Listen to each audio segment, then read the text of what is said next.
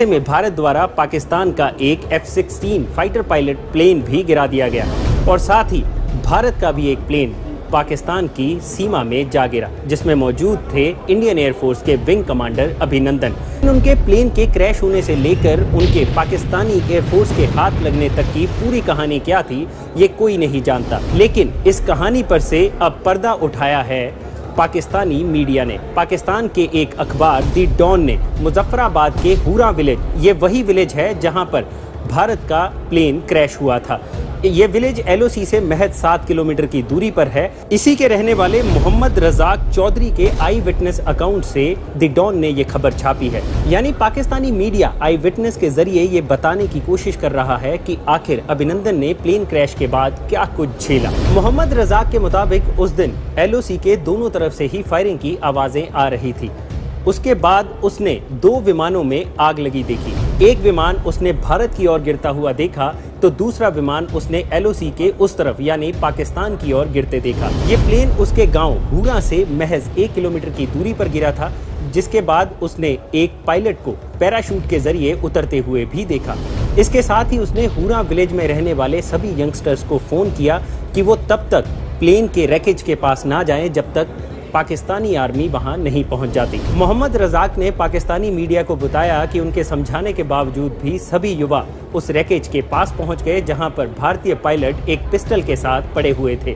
भारतीय पायलट ने उस वक्त वहां मौजूद युवकों से पूछा कि ये भारत है या पाकिस्तान। ऐसे में एक तेज युवक ने उन्हें झूठ बोला और कहा कि ये भारत है, जिसके बाद भारतीय पायलट अभिनंदन फिर से चिल्लाए और उन्होंने कुछ स्लोगन्स बोले। जिसके बाद उन्होंने फिर से पूछा कि ये पाकिस्तान में कौन सी जगह है। जिसके बाद उस युवक ने फिर से उन्हें झूठ बोला और कहा कि ये पाकिस्तान में किला विलेज है। जिसके बाद भारतीय पायलट ने उन्हें बताया कि उनकी पीठ में चोट लगी हुई है और उन्हें कुछ पानी पीने के लिए चाहिए। लेकिन इतने में ही वहां मौजूद बाकी युवक भारतीय पायलट द्वारा चिल्लाए गए स्लोगन्स के चलते भड़क चुके थे और उन्होंने इतने में पाकिस्तान जिंदाबाद के नारे लगाने शुरू कर दिए। ऐसे में पायलट को समझ आ गया कि वो पाकिस्तान में है और उसने अपनी गन ऊपर उठाकर हवा में एक फायर किया ताकि वो अपनी आत्मरक्षा कर सके। मोहम्मद रजाक ने पाकिस्तानी मीडिया को ये भी बताया कि इसके बाद भारतीय पायलट अपने पैरों के बल पीछे की ओर आधा किलोमीटर तक चलते रहे और वो हवा में उन्होंने कुछ फायर भी किए ताकि वो खुद को वहां मौजूद हिंसक भीड़ से बचा सके। भारतीय पायलट के फायर करने के बाद ही युवकों ने हाथों में पत्थर उठा लिए थे और कुछ के हाथ में हथियार भी थे। मोहम्मद रजाक ने बताया कि पायलट इसके बाद एक तालाब में कूद पड़ा जहां पर उसने अपनी जेब से कुछ कागज और कुछ डॉक्यूमेंट्स निकाले। कुछ को उसने चबाने की कोशिश की और कुछ को भारतीय पायलट ने खत्म करने की कोशिश की। लेकिन इतने में ही पाकिस्तानी युवकों ने उसे बाहर निकलने के लिए कहा।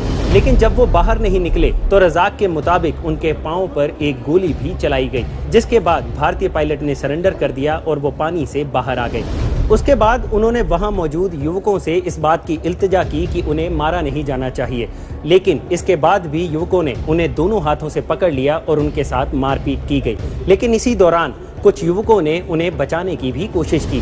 पाकिस्तानी मीडिया के मुताबिक जब ये पूरी खींचतान चल रही थी उसी दौरान पाकिस्तानी आर्मी भी वहां पहुंच गई और उन्होंने वहां मौजूद भारतीय पायलट को वहां की भीड़ से बचाया और उन्हें डिटेन कर कॉन्वॉयज के जरिए मिलिट्री व्हीकल में बिठाकर आर्मी के ही भिम्बर इंस्टॉलेशन कैंप में ले जाया गया, जहां पर उन्हें डिटेन कर लिया गया। इसके बाद की सारी कहानी आप सभी लोग मीडिया के जरिए जानते हैं। हौसला बढ़ाने के लिए कमेंट में जय हिंद लिखकर अपनी सहमति दें।